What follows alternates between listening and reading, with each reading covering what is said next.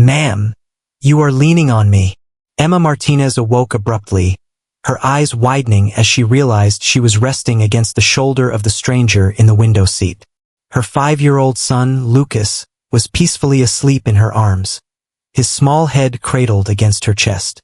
"Oh my God, I apologize," she murmured, embarrassed as she adjusted her position, taking care not to disturb Lucas. The businessman adjacent to her appeared uneasy, his tailored suit now somewhat creased where she had leaned on him. "No harm done," he responded rigidly, although his body language indicated the contrary. The aircraft encountered turbulence, resulting in Lucas's cherished teddy bear slipping from his grip to the floor. Before Emma could grasp it, the businessman snatched it and meticulously placed it back into her son's arms. The unforeseen gesture astonished her. "Thank you. That is his preferred choice. He cannot sleep without it," the dad affirmed, his demeanor softening little as he observed the slumbering infant. "What is his age?" "5, Emma replied, smoothing Lucas's hair from his forehead. "He has had a protracted morning." "It appears to be the case for both of you," Emma remarked, feeling her cheeks flush. "Indeed, I suppose so. Apologies once more." "Truly, it is acceptable," he interjected, redirecting his focus to the financial reports on his lap. The flight attendant emerged in the aisle with a tray. "Here is the supper you requested for the youngster, sir." Emma appeared perplexed. "I did not place an order. It is a courtesy from the gentleman next to you," the attendant clarified, smiling. Emma directed her attention to the businessman, who seemed to have developed an unexpected interest in the clouds beyond the window. "You need not have done that. It is inconsequential," he responded, shutting his folder. While doing so, Emma saw the header on the documents, "Wilson Investments." Marked confidential, it contained a multi-million-dollar acquisition proposition. Her heart plummeted upon the realization of whose shoulder she had been used as a pillow. "Are you James Wilson?" she inquired softly. He regarded her with astonishment. "You are aware of my identity. I encountered information about you in Business Weekly. You are the CEO who commenced with nothing and established a billion-dollar investment enterprise." Emma bit her lip. "And I drooled on your suit." "Excellent." A little smile graced his lips. "No drool. I verified." Lucas stirred, blinking drowsily. "Mother, are we there yet?" "Nearly, dear." Emma adjusted his wrinkled shirt. "Behold, a surprise awaits you." She gestured towards the meal tray. Lucas's eyes widened. "Chicken nuggets. Thank you, Mother. In fact, you ought to express gratitude to Mr. Wilson in this instance. He acquired them for you." Lucas gazed at James with inquisitive eyes. "Thank you, sir. I was quite famished." "You're welcome," James responded, his tone markedly softer than when he had spoken to Emma. While Lucas contentedly consumed his meal, Emma retrieved her resume from her luggage and meticulously verified the information. The job interview in New York was her final opportunity following her layoff 3 months prior. Her savings were virtually depleted, and next month's rent was already overdue. "Are you seeking employment?" James inquired, gesturing towards the resume. "Yes, for the post of medical office manager. Improved compensation and benefits." She paused, reluctant to appear desperate, although she undeniably was. "Good luck," he said, shocking her once more. The pilots signaled their descent into New York. Emma assisted Lucas with his seatbelt, very aware of James observing their exchange. "Are there only the two of you?" he inquired abruptly. Emma paused prior to responding. "Indeed, his father is absent," James said, remaining silent as the aircraft commenced its descent. Upon landing, Emma collected their possessions, grappling with her carry-on while monitoring Lucas. James remained in the aisle, awaiting his opportunity to disembark. "Here," he remarked, extending his hand towards her bag. "Allow me to assist you." "That is unnecessary," Emma objected, but he had already seized the bag. "I am proceeding in the same direction. It poses no inconvenience." They traversed the terminal in silence, with Lucas periodically darting ahead until Emma summoned him back. At the baggage claim, James presented his card to Emma. Should the medical position prove unviable, my company is perpetually seeking competent individuals. Emma accepted the card with reluctance. Thank you, but I am certain you do not desire an employee who dozes off on strangers. On the contrary, James replied, his demeanor grave. I would employ someone who evidently exerts herself to the point of fatigue and who raises a courteous, well-mannered child despite challenging circumstances. Before Emma could reply, a man in a dark suit approached. Mr. Wilson, your vehicle is ready, James acknowledged. Best of luck with your interview, Miss Martinez, Emma Martinez. Best wishes, Miss Martinez, he said, then turned to Lucas. Look after your mother, young man. Lucas nodded gravely. Y consistently do. As James departed, Emma gazed at the business card in her possession, contemplating whether their paths might intersect once more. 2 days later, Emma occupied a modest coffee shop near Times Square, the rejection from the medical office still painful. She had expended her final $20 on a cup of coffee and a hot chocolate for Lucas, seeking a warm environment for him to color while she pursued additional job applications on her laptop. Mummy, may I have another cookie? Lucas inquired, his crayon halting over his dinosaur coloring book. Not today, dear. We must conserve our finances, recall? Emma endeavored to maintain a cheerful tone, despite her practically depleted bank account. Lucas nodded with the grave comprehension of a child who has encountered this rationale on numerous occasions. Upon our return home, may we have macaroni and cheese? Home. The notion constricted Emma's chest.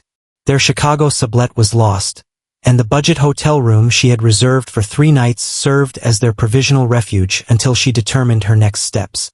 Certainly we can, she assured, despite her uncertainty regarding how to afford even that modest cost. Do you mind if I join you? Emma glanced up, surprised to see James Wilson standing at her table, carrying 2 freshly brewed coffees and what seemed to be another hot chocolate. Mr. Wilson, she blinked in astonishment. How did you? I own the building, he elucidated, indicating toward the tower across the street adorned with the Wilson Investments sign. I observed you from my office window. That's quite a coincidence, Emma said, accommodating him to have a seat. The dinosaur man, Lucas cried, identifying James from the aircraft. James grinned at the youngster. I observe that you have an affinity for dinosaurs. Which one is your favorite? Triceratops, Lucas responded with enthusiasm. They possess 3 horns for combat and a large shield on their head. Excellent choice, really protective, James remarked, pushing the hot chocolate toward Lucas. Is it acceptable? He inquired of Emma, gesturing towards the beverage. She acquiesced, remaining perplexed by his visage. How did your interview proceed? James inquired. Emma exhaled deeply. Not well. They sought an individual with greater specialized medical expertise.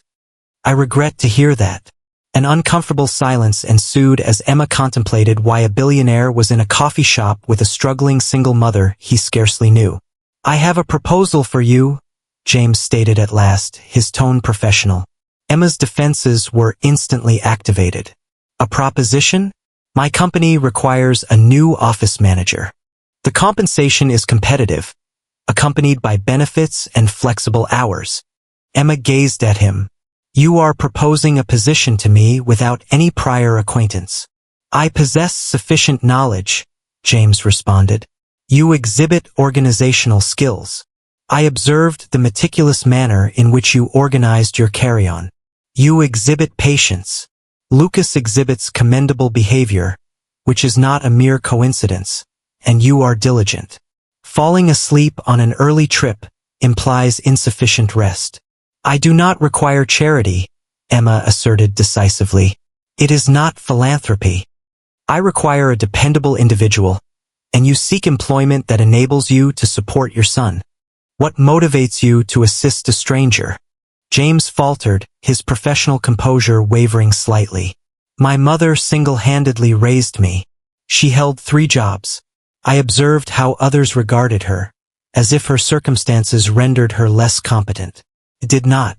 Emma observed him, astonished by the intimate disclosure. What transpired with her? She inquired gently. She fell ill while I was attending college. Lacks health insurance. His mouth clenched. All my achievements arrived too late to assist her. Lucas re-entered from the restroom, alleviating the tension. Mom, they possess a dinosaur soap dispenser. That's impressive, dear, Emma said with a smile. Are you familiar with dinosaurs? Lucas inquired of James. Somewhat, James conceded. I collected models when I was approximately your age. Indeed, I possess 17 dinosaurs, but I had to leave the majority at our previous apartment. Emma winced at the naive disclosure of their situation. Lucas, Mr. Wilson is occupied. He is disinterested in our dinosaur collection. Indeed I do, James replied, astonishing her. He glanced at his watch. I possess 15 minutes prior to my subsequent meeting. That is sufficient time to acquire knowledge about all 17 dinosaurs. Correct? Lucas's face illuminated as he commenced a detailed exposition of his collection. Emma observed, perplexed, as the austere businessman from the plane conversed with her son about prehistoric creatures with authentic enthusiasm. When James eventually rose to depart, he presented Emma with a business card, distinct from the initial one, featuring a direct number inscribed on the reverse. The position commences next Monday. Standard hours are from 8 to 5, although we can negotiate flexibility. He talked with the assurance of an individual unaccustomed to rejection. I have not consented, Emma reminded him. True. Contact that number upon your decision. James offered a fleeting smile to Lucas. It was a pleasure discussing dinosaurs with you, young man. After his departure, Emma conducted research on Wilson Investments using her laptop. The company possessed a commendable reputation, with articles lauding James's leadership and business ethics. Employee reviews highlighted favorable benefits and work-life balance. Do you admire him, Mommy? Lucas inquired while creating a new illustration of a dinosaur. I have minimal acquaintance with him, Lucas. Lucas asserted. He possesses knowledge of Triceratops, as though this were the sole requisite character reference. Emma smiled involuntarily. Indeed, he does.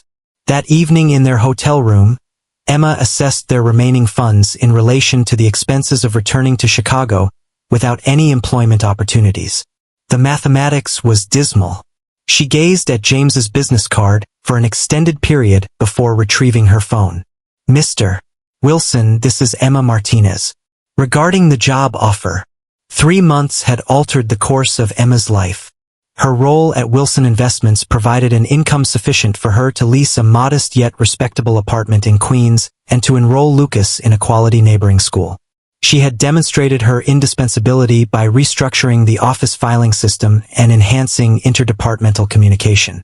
On a rainy Friday afternoon, Emma's phone rang as she completed the weekly reports. Ms. Martinez, this is Mrs. Peterson from Oakwood Elementary. Lucas's after-school program has been canceled owing to a water leak. He requires immediate pickup. Emma surveyed her calendar with dismay. I will arrive as soon as possible. After securing a car service, another luxury provided by her new income, Emma knocked on James's office door to elucidate the situation. Enter, he called. Mr. Wilson, I have an emergency. Lucas's after-school program has been canceled, and I need to retrieve him. I have completed the quarterly reports, but the client folders. Go retrieve your son, James said. The folders may be postponed until Monday.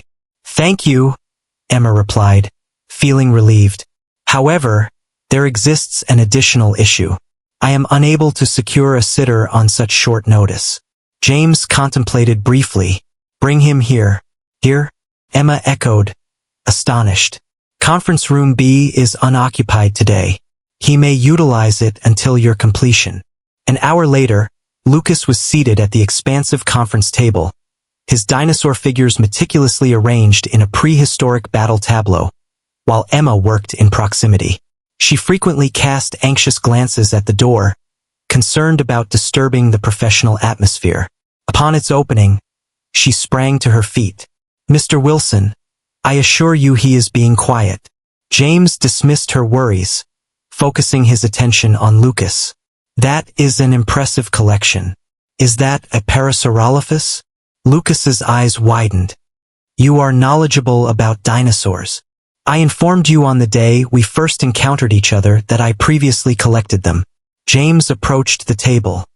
"This one is my favorite," he remarked, indicating the Ankylosaurus. "That is an excellent choice. It possesses a club tail for incapacitating adversaries," Lucas stated enthusiastically.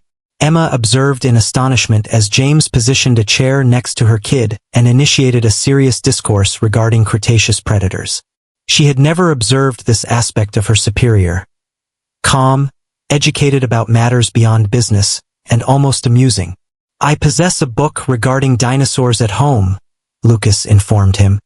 "It illustrates all the bones within them. Would you like to view it at some point?" "Lucas, Mr. Wilson is exceedingly occupied." "I would like that," James unexpectedly remarked. "Perhaps this weekend." The weekend excursion to the Museum of Natural History was the inaugural of numerous expeditions. James accompanied them for pizza later and subsequently joined them the following weekend for a trip to the park. Emma appreciated his company, his dry humor, his insightful inquiries regarding Lucas's interests, and his respectful demeanor towards her kid. "Why is he being so kind to us?" Emma inquired of her friend and colleague Sophia during lunch one day. "Have you not observed?" Sophia raised an eyebrow. "The man scarcely smiled before to your employment here. Now he genuinely greets everybody with a good morning. That is absurd." "He is merely exhibiting kindness due to Lucas." "Correct. Because billionaire CEOs regularly spend their weekends at dinosaur exhibits and little league games with the children of their employees." Before Emma could react, her phone rang. It was Lucas's school. He developed a fever and required immediate pickup. James was walking by as she concluded the call. "Is there a problem?" "Lucas is unwell. I must depart early." "Take the business car," he proposed.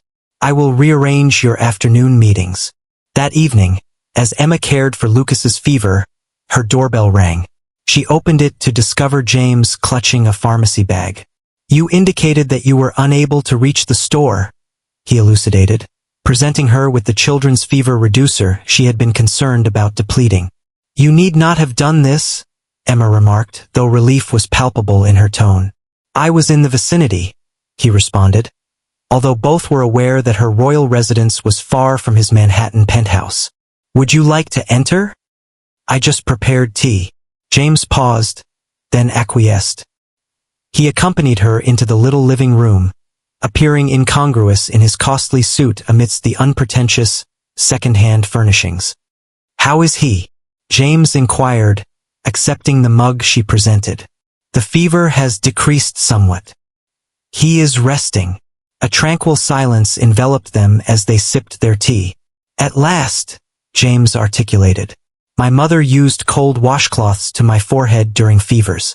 It was the sole occasion she could remain still while I was unwell." Emma scrutinized him above the edge of her mug. "You seldom discuss her. 15 years have elapsed since her demise. At times, I ponder what her opinion would be regarding all of this." He waved ambiguously, appearing to reference his achievements.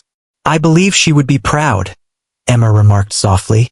James's phone rang, interrupting the moment. He answered, his visage instantly transforming into his business persona. "Mother." "Yes? I received your messages." "No, I haven't forgotten the Hendersons' dinner party."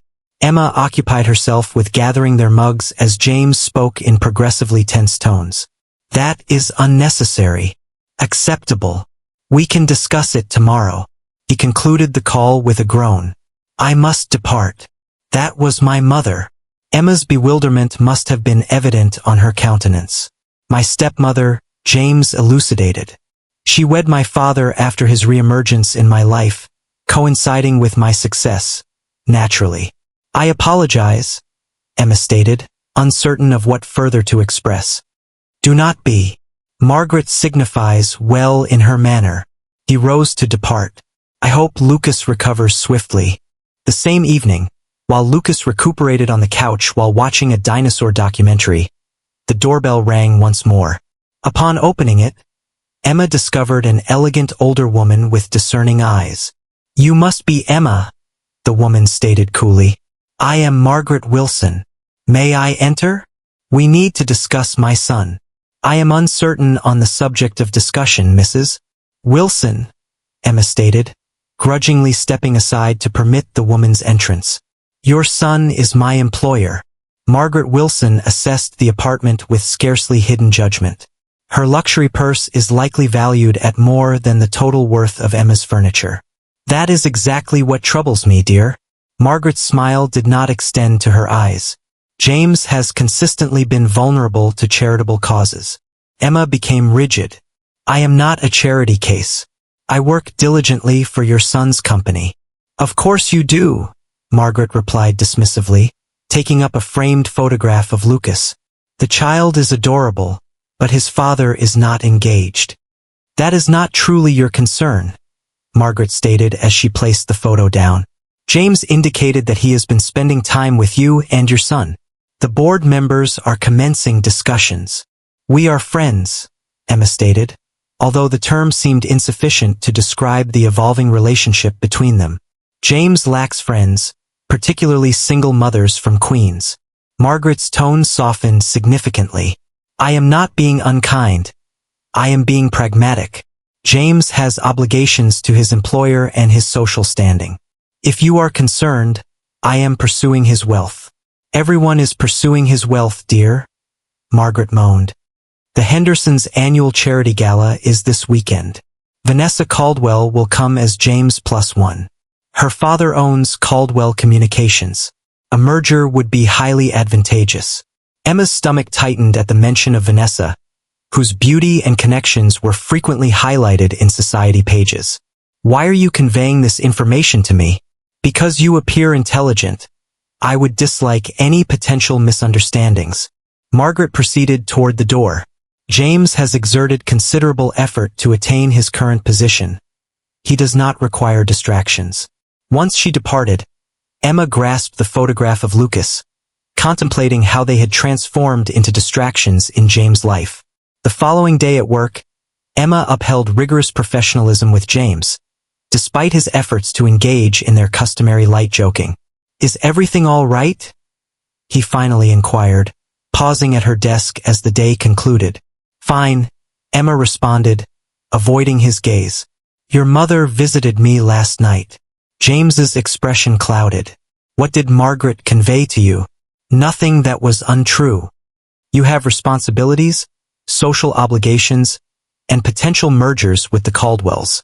That's not. It's acceptable, Mr. Wilson. I comprehend the limitations. Emma collected her belongings. I must retrieve Lucas. That weekend, Emma perused social media while Lucas viewed cartoons. She ought not to have looked, yet she was unable to resist. It was there. James donned a tuxedo, accompanied by Vanessa Caldwell for the Henderson Gala. They presented a beautiful couple, both hailing from the same realm of affluence and power. Mommy, can James attend my baseball game tomorrow? Lucas inquired. Emma swiftly closed the application. Not tomorrow, buddy. He is occupied. He pledged to assist me with my swing. We will practice together instead, Emma stated, feigning a grin. 3 days of uncomfortable business exchanges later, Emma received an email from Human Resources. The annual Wilson Investments charity auction required supplementary workers, and employees had the opportunity to earn additional compensation by assisting. As Lucas's school supplies became increasingly costly, Emma promptly registered for the event held at the Plaza Hotel. She arrived early, attired in professional clothing, yet felt hopelessly outclassed by her surroundings. She was designated to oversee the silent auction tables, monitoring bids and addressing inquiries. She observed James across the floor, with Vanessa clutching to his elbow as they welcomed guests. He appeared uneasy in his formal attire, often adjusting his collar when he believed he was unobserved. Their eyes locked briefly before Emma turned away, concentrating diligently on reorganizing bid sheets. Later, when she oversaw the cleanup, James discovered her alone. "You have been avoiding me," he stated without preface. "I have been maintaining an acceptable professional distance," Emma clarified. According to what Margaret stated, when Emma failed to respond, he persisted. "She does not speak on my behalf. She is not obligated to. The society pages fulfill that function adequately." "Is that what this is about, Vanessa?" James raked a hand through his hair in exasperation. "That is merely for display. Dull expectations. Investor relations." "You need not explain," Emma stated. "We hail from disparate realms, James. I have always been cognizant of that." "You are incorrect," he stated softly. "We do not belong in disparate worlds. We originate from the same one." Emma gazed up at him, taken aback by the unvarnished sincerity in his tone. "My mother cleaned houses for families such as the Caldwells," James added. "I donned second-hand attire and concealed myself from the landlord on the first of each month. That world beyond," he indicated toward the ballroom. "It is not my world, either. It has never been." Before Emma could reply, they heard a faint voice. "Mummy." Lucas paused in the doorway, appearing unsure in his dress shirt and tie. The babysitter, Emma, whom he had booked through the hotel staff, arrived behind him, looking regretful. "I sincerely apologize, Ms. Martinez was expected to remain in the childcare room, but he absconded when I was not observing." "It's okay," Emma comforted her, kneeling to Lucas's level. "What is troubling you, friend?" "I experienced a distressing dream," Lucas repeated multiple times. After their uncomfortable farewell, he encountered Michael at Emma's door, causing him to freeze momentarily before gradually retreating to his vehicle. Inside, Emma continued her dispute with Michael as Lucas exited his room. "Who is that, Mummy?" Michael's countenance illuminated. "Greetings, companion. You may not recall me, but I am your father." Lucas glanced uncertainly between them. "My father abandoned me. Mother stated this." "I did, but I have returned now." Michael crouched to Lucas's height. "You are rather large. Which grade are you currently in?" As Lucas tentatively responded to Michael's inquiries, Emma's phone began to ring. It was James. "I am unable to converse at the moment," she stated softly. "I comprehend," James responded, his tone serious. "I wish to express my apologies for the intrusion. I observed that you had visitors." "James, it is not as you presume. It is not my concern, Emma. I will see you on Monday." The call ended abruptly before she could provide clarification. Throughout the following week, James exhibited courteous yet aloof behavior at work. He ceased participating in weekend activities, attributing his absence to professional obligations. Emma yearned for him more than she was willing to acknowledge, although her pride prevented her from initiating contact. Concurrently, Michael persistently appeared, presenting modest gifts for Lucas and discussing familial activities. Emma harbored doubts regarding his intentions and the timing of his visits. On Friday evening, Margaret Wilson unexpectedly invited James to dinner. Upon his arrival at her Upper East Side apartment, he anticipated again more admonition over his responsibilities. Instead, she placed his father's vintage watch on the table between them. "Your father entrusted this to me prior to his departure," she stated. "I have never worn it, yet I have preserved it for all these years." James gazed at the watch, perplexed. "Why are you presenting this to me now?" "I have been clinging to the past excessively," Margaret confessed. "Upon marrying your father, I was aware that he had forsaken you and your mother. I thought myself he'd changed." She sighed. "He did not. He ultimately departed from me as well." "I recognize my father's behavior," James stated rigidly. "What you might not realize is how dissimilar you are to him," Margaret extended her hand towards James. I have observed your interactions with Emma and her son. The manner in which you regard them mirrors how I always desired your father to regard me. James stated, Emma's son's father has re-entered the scene. His words laced with bitterness. And? Will you allow that to deter you? Margaret raised an eyebrow. The James Wilson I know does not shy away from a challenge. Meanwhile, Emma was confronting Michael in the kitchen, while Lucas occupied himself in his room. Why have you returned now, Michael? After 4 years of silence. No communication. No financial assistance. Not even a birthday card. What prompts your sudden appearance? I have informed you that I have transformed. Cease your deception, Emma interjected. You have inquired about my occupation and my superior. What is your true intention? Michael's suave veneer shattered. Acceptable. I understand you are employed by James Wilson. The individual is affluent, and should he express interest in you, there may be a benefit for me. Leave, Emma stated softly. Leave, or I will seek a restraining order. You are making an error, Michael cautioned.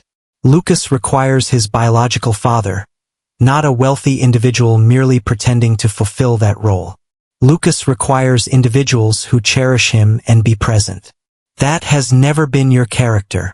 Following Michael's abrupt exit, Emma collapsed into the couch, feeling emotionally exhausted. Lucas entered, grasping his preferred dinosaur figurine. Did my father depart once more? He inquired gently. Yes, dear, Emma said candidly. Lucas ascended onto the couch adjacent to her. That's okay. I like James better anyway. Emma's eyes filled with tears. Oh, Lucas, why doesn't James visit anymore? Does he not have an affinity for us? Occasionally, adults experience complex emotions, Emma spoke softly. Lucas scowled. Adults complicate matters excessively. While tucking him into bed, Emma recognized her son's assertion was accurate. She'd let fear and pride create walls where there shouldn't be any. Tomorrow, she resolved to engage in a genuine conversation with James, free from Margaret's influence or Michael's presence. Unbeknownst to her, Lucas had alternative intentions, having committed James's phone number to memory after observing her dial it repeatedly. Upon arriving at work on Monday morning, Emma saw her office door closed, which was atypical as she consistently left it open. A note from the receptionist stated, Mr. Wilson requested to see you in your office upon your arrival. Confused, she opened the door and halted abruptly. Her desk and shelves were adorned with numerous vibrant paper dinosaurs, crafted from what appeared to be financial documents and report pages. In the center of the whimsical paper collection stood James. Alongside him, beaming broadly, was Lucas. Surprise, mother, Lucas declared. Lucas, what? How did you arrive here? Emma said, glancing between her son and James in bewilderment. I contacted James yesterday, Lucas articulated with pride. I informed him of your sadness, asserting that adults complicate matters unnecessarily. Emma directed her gaze at James, who appeared both anxious and resolute. He contacted my private line, James clarified. It seems he committed it to memory by observing you dial it repeatedly. You ought not to have brought him here without informing me, Emma remarked, although her ire was diminished by the sight of the meticulously folded paper creatures. I initially contacted your neighbor, Mrs. Rodriguez, James reassured her. She verified that it was acceptable and that she was familiar with me. Lucas grasped Emma's hand. Do you have an affinity for dinosaurs? James demonstrated the process of creating them. He remained awake throughout the night. Emma grasped one of the paper constructs, a meticulously crafted stegosaurus. Did you create all of these? James confessed. I required an activity for my hands while I contemplated what to articulate to you. I will be in the conference room with Ms. Sophia, Lucas declared with significance, offering James a thumbs up before exiting, meticulously locking the door behind him. Did my 5-year-old just provide you with a pep talk? Emma inquired, a smile forming on her lips despite her efforts to suppress it. He is quite persuasive, James responded. He inherits that from his mother. Emma collapsed into her chair, feeling overwhelmed. James, what is the meaning of all this? He inhaled deeply. Lucas is correct. We adults complicate matters unnecessarily. He approached cautiously, ensuring not to disrupt the paper dinosaurs. The individual at your door last week, Lucas's biological father, Emma elucidated. He appeared unexpectedly, seeking to exploit my association with you. I expelled him. Relief flooded James's countenance. I presumed, upon seeing him there, that you believed I was reconciling with him. Emma negated with a shake of her head. He deserted us 4 years ago without a second thought. I would never permit his return to our lives. James grasped a paper dinosaur, a T-Rex, and presented it to her. Emma, I have been complicating this unnecessarily. Prior to your arrival and Lucas's, my existence was solely comprised of spreadsheets and meetings. I achieved success yet experienced no joy. Subsequently, you dozed off on the aircraft. Still embarrassing, Emma interrupted. The most advantageous occurrence in my life, James said. I cannot fathom returning to that vacuous life. He knelt before her chair. I love you, Emma, and I love Lucas. I understand that our work situation is complex and rapid, Emma remarked softly, but I love you as well. However, your mother and your investors. My mother is the one who persuaded me to be here today, and any investor who evaluates me based on my affections is not someone I wish to collaborate with. Just then, the door opened, and Lucas peered inside. Have you informed her yet? I am in the process, my friend, James replied with a chuckle. What do you want me to tell you? Emma inquired, glancing between them. James retrieved a little velvet box from his pocket. I have not procured a ring yet, as I wish to ask first. Will you and Lucas contemplate becoming my family? Emma's eyes brimmed with tears. James, we scarcely know one another. I am aware of all I need to know, he interjected. I recognize your strength, dedication, and love. I recognize that Lucas is the paramount individual in your life. I express my desire to support both of you, should you permit me. Lucas could no longer restrain himself. He hurried in and embraced both of them. Affirmative, mother. Then we can have a dinosaur-themed wedding. Emma chuckled amidst her tears. It's not that straightforward, dear. Why not? James inquired. We can proceed at your desired pace. I am not departing. Emma surveyed the paper dinosaurs, each symbolizing the time and effort James had invested in this gift.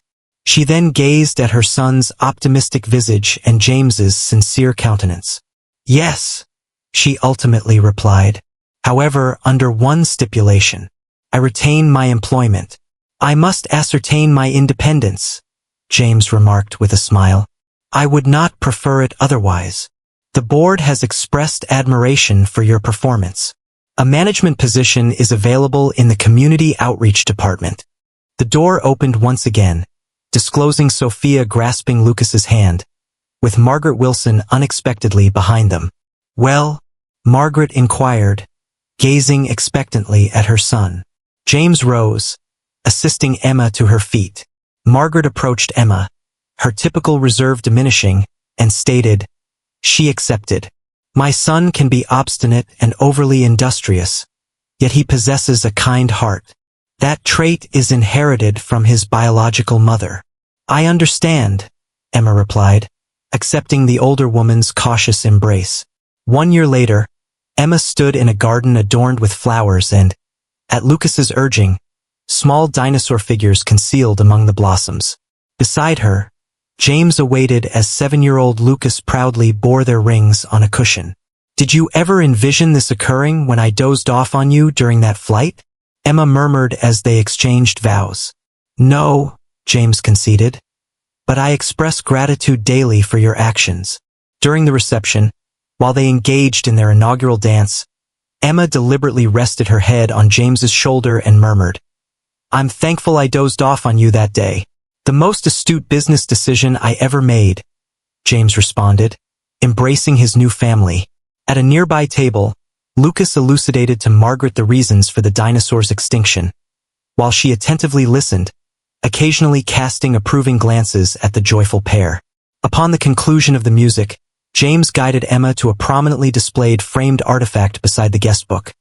The original paper dinosaur he had crafted that morning in her office, encased in glass with the succinct inscription, "Sometimes grown-ups make things too hard," Lucas proclaimed with assurance to his new classmates during the second-grade family day.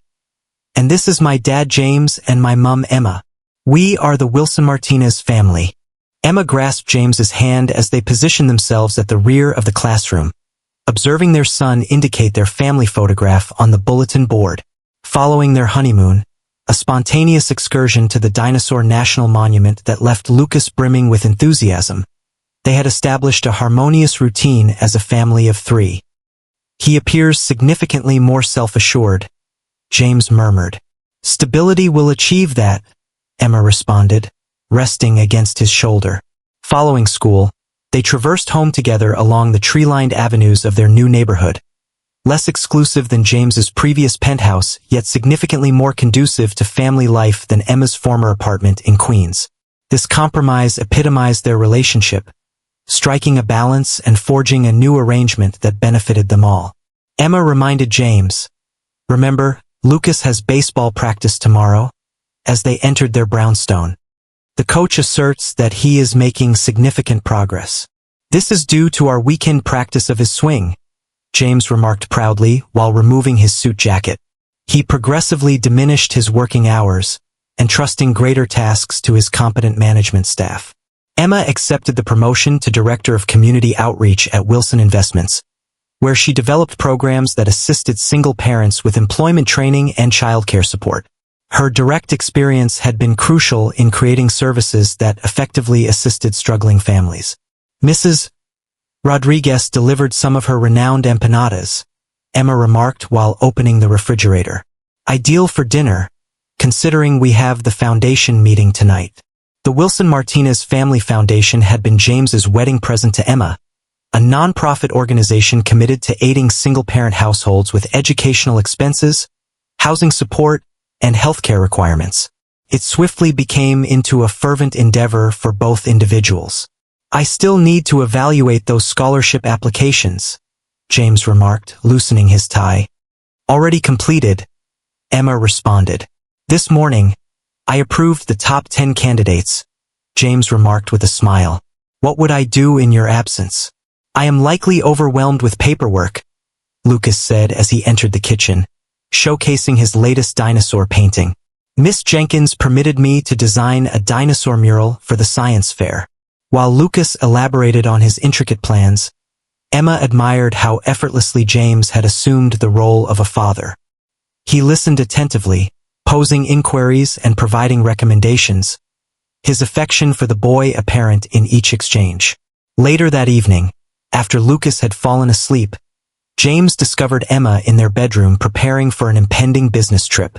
"I have a gift for you," he stated, retrieving a little box from his pocket. "James, our anniversary is not for another month." "This is not regarding our anniversary." He presented her with the box. "Unveil it." Within was a fragile silver pendant resembling an airplane. "To commemorate our initial encounter," James elucidated as he secured it around her neck. "Although I anticipate tomorrow's flight to Chicago, you will deliberately fall asleep on my shoulder," Emma chuckled. "That can be arranged." The following day, comfortably situated in first class, a luxury Emma was still not entirely accustomed to.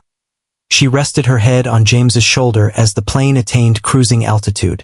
"Are you comfortable?" he inquired, encircling her with his arm. "Indeed," Emma caressed the airplane pendant. "It is peculiar to reflect on that inaugural flight. Had I not been so fatigued, and had you not been so gracious regarding Lucas's teddy bear, I am convinced we would have encountered one another in some manner," James stated. "Some things are destined to occur." Emma smiled at his atypical romanticism. The esteemed James Wilson now subscribes to the notion of fate. "I have faith in us," he responded succinctly, and in Lucas's evaluation that adults complicate matters unnecessarily.